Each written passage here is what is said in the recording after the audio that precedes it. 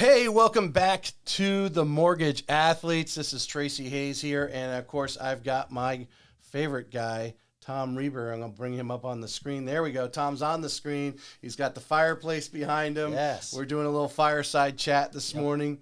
Some things are happening. Rates have moved down from their peak of 8%, a little over 8%. Just a month ago, really. Now we are starting to see some rates for some different products and so forth in the sixes. So that's got people excited. So it's time to reach out and start calling some of those past clients and say, hey, this might be the time to jump on it. What's going to trigger you to move forward? So Tom, what are some of the things you're doing? What do you think is the prediction? Because I read something this morning. They said, the Fed's going to cut the rates 4 times next year. Yes. Well, personally, I don't think inflation is out of the picture yet. Yeah. I don't think we're still getting those fictitious numbers. Yeah. Unemployment, we just talked about, a little bit funky. Yeah. What's going on in your world? What are you seeing? Well, obviously, the United Auto Workers strike has come to a conclusion, and most of those people have come back. So I think that had a part in skewing the numbers with regards to the latest jobs report. Mm-hmm. I feel there's a lot of pent-up pressure that's going to slingshot. I'm going to take a guess and say January 15th. That's when I like to say the annual winter thaw down here in Florida begins. Hopefully, we'll stay in the high 6s. I don't see there's any reason why we shouldn't. I think the December unemployment numbers are going to potentially reflect a positive influence number, which should bring us into a little better position as we enter into 2024. You're right. I read the same thing. They're saying by May of next year, there's a better than 60% chance they're going to be starting to cut rates. So if they start cutting rates to try to stimulate, it'll be interesting to see where it go. But as you know, if we get a handle of a 5 on a rate, we may run out of inventory so fast to make your head spin because there's really nothing out there to buy potentially today. Right. We could literally, if that was to happen, we start to see 6.25, 6.5 regular. People are comfortable. Yep. We could be back to 2021, 20 with 15, 20 offers on a house. Potentially. I don't know if it's going to be that bad. I think the logjam today between inventory and home buyers, there's going to be that fulcrum where it matches perfectly. Is that March? Is it April? Is it May? I'm not really sure. But I think if we can hit that would be AKA the soft landing, as we all like to talk about. Where that is home values and home pricing and interest rates find that happy medium of correction. I'm hoping that it happens in May, June of next year, May, June, July of next year, and we can all get back to what we call normalcy. But I believe as rates go down, you may see people that are in what I like to say a forced move. Family, job, kids, schools will come into play, and we'll see some inventory come out. Well, I think we're going to see that annual push over the summertime. We should see the increase in numbers. I think it's going to be interesting here in the first couple of months, listening to what other professionals are talking about online and so forth. What's going to who's putting the work in right now, making those calls, getting those people, getting them on the hot list. So hopefully you are finding them something in March. Who's your 20? Who's your 20 today? You got to get your 20 today, and it may not be the 20 you had in 2022 and 2023. Mm-hmm. Who's going to make it to 2024? There's going to be changes, and I really believe you have to refine your 20 top players. Do you see, we start seeing 6.25, 6.5, because I know we've all locked some of these people in high 7, 8% when it was there, those that had to move at that point. And these are not $50,000 loans. No. They're $500,000 loans. So it's advantageous. We're going to see maybe be plucking a few refis every month. Well, no doubt. The time to value equation will come into play. If we close a loan at 7.875 and you can get down to 6.5, it's well more than a point. So on a $400,000 deal, you're probably looking at a $450 to $500 swing. And when you get all pieces in play, and it should have the equity in the house to be able to withstand the closing cost position on that as well, where you put it all back in the loan and do it all over again. I think you agree with me on this. I don't see the housing values, at least here in Northeast Florida. They might go stagnant in some little areas, depending on the price point, because there's only so much someone will pay for a home. But I had Adunya Taylor on Friday, and we were talking about Nassau County. What a huge! This could be just a surge for them in value. that you start to see this push and start The getting 32034 is a great market. It's continuing the 202 thoroughfare that goes through there. Yulee and Fernandina Beach is going to blow up. I did not realize that Wildlight subdivision up there, 24,000 homes. I mean, Isn't that crazy? I mean, obviously it's going to take them a decade to Yes. build that there, and let alone what market conditions are putting it all the way up to the Georgia line. That's just crazy. Wow. I mean, it's mind-blowing, and then we still have space in the northwest quadrant of Duval County. Circle your way around I-10 going out west, still pretty barren with opportunities. Even going south on 95, once you International Golf Parkway going south, this incredible development happening down there. It's starting to backfill in. St. Augustine International Golf Parkway, 210, South Jacksonville, Mandarin is all pretty much interconnected now. I was in Buc-ee's on Saturday morning. Oh, boy. That's busier than any grocery store. Yeah. I swear to God. And it doesn't even look like there's anybody. I mean, you could tell there's people there, but I walked inside, and I actually, I didn't say, I couldn't catch up to her. I was going a different direction because that place is so big. Yes. I saw my neighbor actually grab a grocery cart. Yeah. So she wasn't going in there just grabbing a quick Coke. It was a good day. Candy bar. Yeah. It's a good day. Well, some people just go in there for the beef jerky and all the fun, but their private label gear, people it's become quite the cult following. You go to a Buc-ee's and buy everything from slippers to anything you can think of, from T-shirts as well as all the food options, not counting the, 120 gas pumps they have outside? That's crazy. Yeah. I think there's Home Depot is going in over there as well. I mean, and what's kind of amazing, obviously they've done the, the geographics, The demographics. Demographics, that's the word. Yes, demographic. They've done all that. They've probably been researching that for a while, because I mean, it's not that bad to go to 9B or at Durban and get that. But now here, both of us lived in St. John's Golf. We had to travel distances to go to Home Depot. Now we're going to have two less than 5 miles away. Without a doubt, and that doesn't even count the Costco. Yeah. The Costco right by Buc-ee's. It's incredible. Have you been to that Costco? Oh, yes. Yes. I mean, so the thoroughfare and the connectivity to resources is incredible. World Golf Village is now on the map, and I see going down in the World Golf Village. Then you take down, and Heritage Landing used to be a land desert or food desert, is no longer. Right. It's now coming to life. That used to be out on the edge of the universe, like King and the Bear subdivision. Correct. Everyone thought that was out on the edge of the universe. Now they're right there. I mean, now they got a high school and everything going. I just can't wait till they do something with Hastings. I just feel that there's something out there. Some developers got to be doing something, because it's you're right there on the river. You get some of the best bass fishing in the world right there. I Hastings, East Palatka, all that 100 sector is probably the next 10-year run. Is go down to 100, where it cuts across from Palatka across from Putnam County to St. Johns County. It'll be interesting to see where that goes, but. I'm very bullish about North Florida. I've lived here all my life.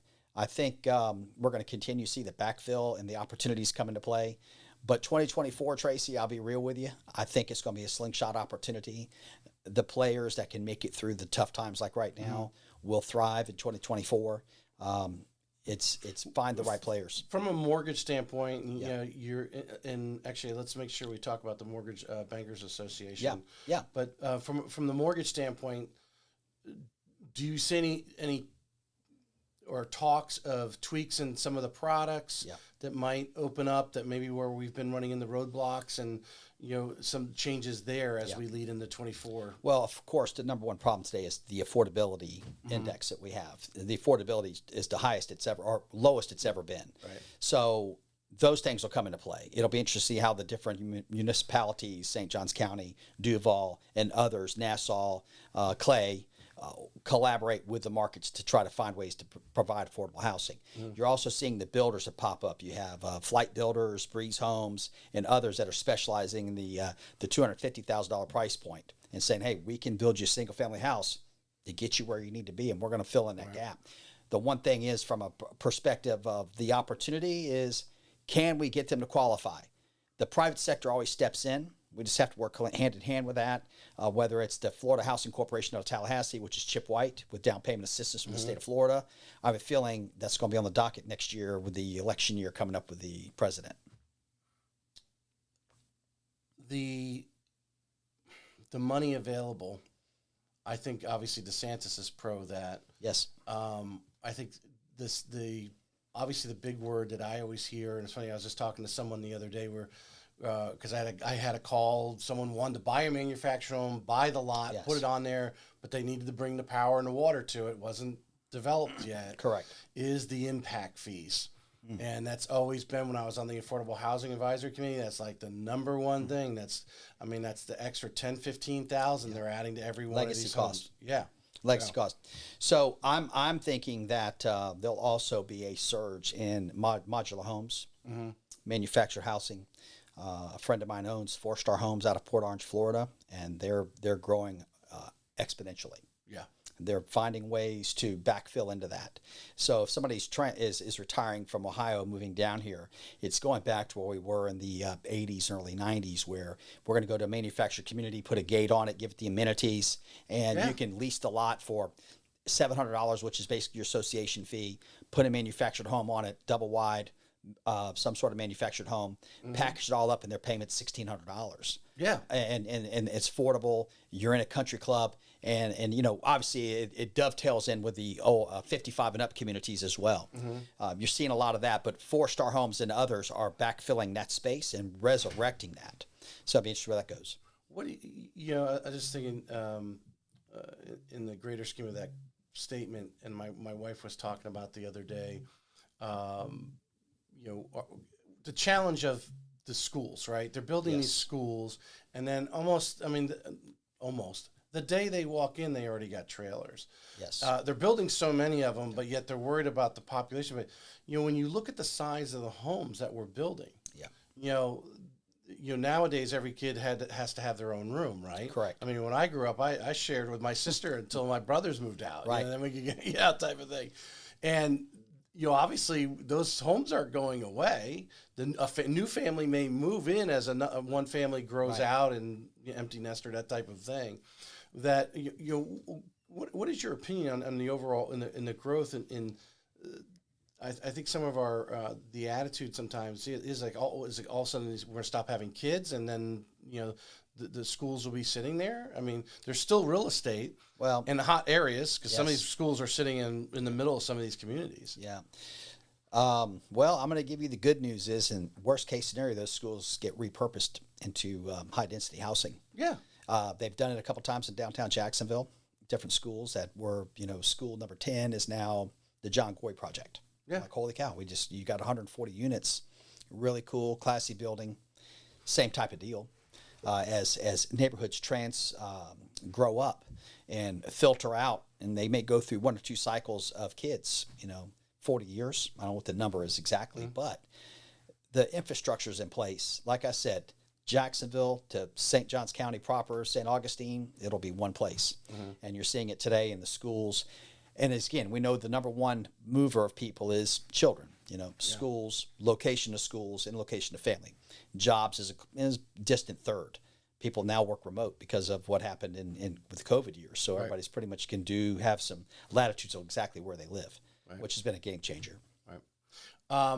We talked a little bit about last week. I said we need to do a full blown episode, but let's talk a little bit about the Mortgage Bankers Association. Yes, I do know because some people have messaged me. They have some of our mortgage friends are watching this Mortgage Athlete Show, and we want to get some more on. So if you guys want to get on, message Tom or I, and we want to bring on a third guest to bring on new thoughts and so forth.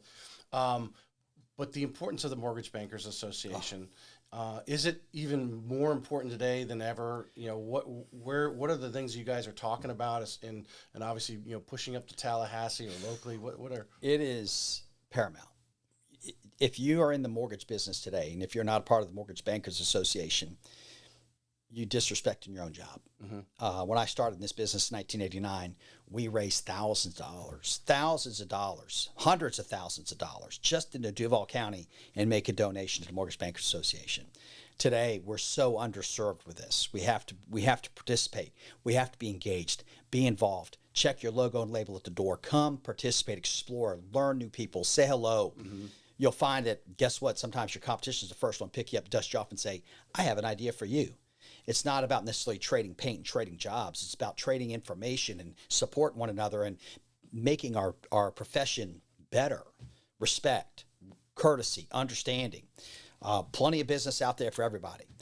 But number one, our industry is what we do and how we do it. And this has been all the career that I've known how to do for 33 plus years. Number two, trigger leads, the PACE laws, solar panels, all these things that affect our business that you may not know about affects you. Being able to navigate and understand what the needs are, it takes the strength in numbers.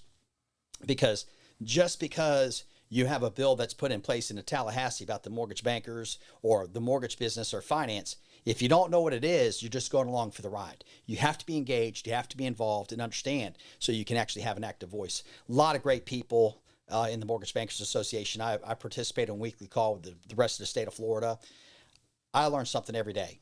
I was talking to a friend of mine, Mark Colston down in South Florida, and he was telling me, Tom, this is how we handle things on the credit bureaus. This is how we do things on the income piece. I'm like, wow, that's an interesting point.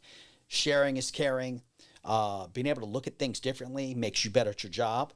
And quite frankly, we don't all do it the same. Right. So no, I agree with that.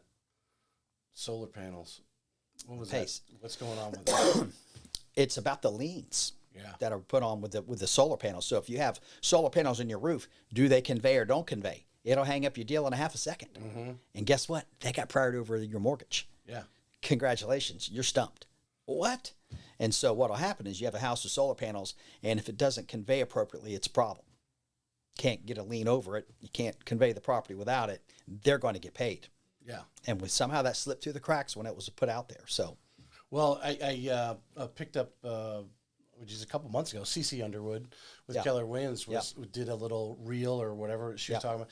And obviously she must have just had run into that where these people put the solar panels on there. They didn't understand it's a second lien. They thought they had all this equity and they were going to, take it out and constructively do something, whether it was dead or buy another home or whatever. And all of a sudden they go and look and they go, oh no, you got this $40,000, $50,000 congratulations. Solar panel. It's due. Yeah. And it doesn't, I think the reality is, we are sold on, and going back to my CDD days, people start talking, it'll improve your home values. You have no idea if it will do that. You have no idea. And we have no research right now or no track history of solar panels or any of that stuff adding a pool. We have history of that. Pools, there's all kinds of rules of thumb. Mm-hmm. Is it 50 cents on a dollar, 25 cents on a dollar? I had a house with solar panels myself. And it probably, it cut my electric bill down by 75%. And then sometimes, depending on the time of the year, fall or spring, I actually was net neutral. But I was never net positive. At least not with You never got a check? Never got a check. You're not going to get no check. You're going to give credits back to the electric company, whether it's Florida Power, JEA, or Beaches Energy. Right. But it did bring so let's just say water on a 2,000 square foot house. I got my bill down to $200 total, everything. Mm-hmm. And now I'm in a non-solar panel house that's well insulated, put together well. Mm-hmm. I'm at $375. Mm-hmm. So just say net $175 savings. Is that juice worth the squeeze? That's the challenge. You can say you're green, but you save $175 a month. It's not a game changer. And your solar panels you put on your roof cost you $40,000. Right. The time to value equation don't work out. My question is, the insurance companies are telling us if our roofs are over 10 years now, where they start, affecting our insurance. And so if they think we're supposed to be replacing that roof every 15 years or so, what do you do with the solar panels you got up there? Creatively take them off. I hope you work with a good roofing contractor that can take them off and then reinstall them appropriately, correctly, and then don't miss a beat. But you're right. Yeah. I mean, the added expense, or you got to hire the company who installed them to come take them off and then put them back on again. Correct. Oh my God. Yeah, it's A1A Solar, great company, but they got to come out there and check it all out, make sure it's connected right, so you have all your securities to Beaches Energy or JEA or what have you. Yeah, it's a crazy time, but those are unintended consequences of a good thing. I guess if you plan to, some people do say they got their dream home and they're going to live there forever. I mean, you might pay off over time. What are the odds on that, Tracy? Yes, exactly. How many times have I heard that? Yeah. I would probably say 97% of the time it is not true. Well, it is if, you might be 75, 80 years old, you might be buying your last house. It's still not your last house. That's right. Still not your last house, Tracy. Still not your last house. I would probably still running at 97%. But All fun aside, I think there's truly 4 boxes. You have your box 1 house, which is your starter home. Box 2 is just enough rooms to accommodate in the right school zone. Box 3 is you're in the right school zone, fire yourself a luxury home. And then box 4 is what you're kind of hinting at which is your technical forever home. And it's really not your forever home. You'll figure that out when you get there. Yeah. I have, so my mortgage challenge this week, we talked about the DSCR loan and what we're going on there, but I had another request. And I've got it up my grapevine to find out if we even do it, because I don't know of anyone doing them other than the sales centers. We were talking about manufactured homes, but they want to buy a new manufactured home because, as you and I know, you can't buy a used one and move it to a lot. Dead deal. Yeah, that's dead. So if it doesn't have an existing home on it, they want to buy the lot, they want to buy the manufactured homes, and then they also have to bring the power and water to it. So they got to pay that impact fee. And what lenders are out there doing that sort of product? That it's was a construction perm. Yeah. So that is a manufactured home construction perm loan. There's probably, off the top of my head, probably 5 companies I can think of right now, including Cross Country Mortgage. They'll do them. It's a CP loan, manufactured. It's a niche. Again, like with anything, if you're only doing one, probably not worth your time. You're doing 5, 6, 7, worth your time to learn how to get through all the pieces of it, because it's a Texas 3-step. You got your lot, you got your manufactured home, get it on there, and then you got to secure all 3 to be installed. Right. Well, it would close probably faster than a normal CP loan, building a house from scratch. Well, one-time close. You close it. Well, we've closed one-time closes in about 30 days. Yeah. You just got to have a builder that knows how to do their job right, paperwork, and you have to have a loan officer that understands how to coordinate the two. Well, let me tell you, the manufactured home is already built. We're just dragging that thing over. You're just dragging over there. I've personally done a modular home. It was a 90-day process. It was 90 days. So 90 days to get the house in 4 pieces to the lot, get the stem wall down, all the fixtures, slab, all those pieces manufactured, 90 days. Yeah. And then it was probably another 30 to sell it. So that's what it falls under is a construction. It falls under construction permit. So they go to the sales center. That's really what those companies are doing is construction permit. They're doing CP loan. Interesting. Yeah, because you got to have. Just think of it this way: the builder's not a builder; it's a collaborator of install. Right? You got to put it on a tractor trailer, move it in, and they control a lot of those levers because they have all those services. So they've got to marry all that up together, put it into the total acquisition amount. So the total acquisition of this is going to be transportation, install, actual product. Total acquisition amount is X. So your total acquisition amount is $145,000. We're going to let you put 5% down on $145,000, bundle it all up, one-time close, execute, ready, break, final inspection. We're done. Interesting. Okay, I learned something there. That's where it's actually flowed through. I thought there, but not everyone that does construction perm loans wants to deal with it because obviously it's a different type of closing. Because guess what? It's a double wide or triple wide, whatever you may want to put together, and you're working with 10 buck 2 homes, and they do a great job, and you have to orchestrate with them. They've gotten pretty good at doing it their own too. Buy here, pay here, all that stuff. So they self-medicate a lot of their stuff. Yeah. Well, otherwise they wouldn't move. They got to be doing them all. They make it easy. Yeah. And if you could come in and do a better job and effective job and charge, 2 or 3 points better in rate, you earn your keep. And then all of a sudden, maybe you can be an outside vendor for them. Right. Yeah, it was just a referral from an agent, and I was like, that's one I haven't come across. The house on there, we're good. We can do a manufactured home. But to bring it there new and then actually develop the lot. I mean, the lots, he said, it was pretty much clear. It was much more field than it was trees. But, to bring the power and the water and all that to it. Good times. Or you're digging a well in cesspool and all that has got to be included in there as well. Yeah. Yes. Good times. All right. We're right on time. Tom, appreciate you coming in. Thank you. Next show, we're going to have a guest on the next show. We got to get back to our guests. We'll get back to having us another guest star. We can pick on them and have a great time. Right.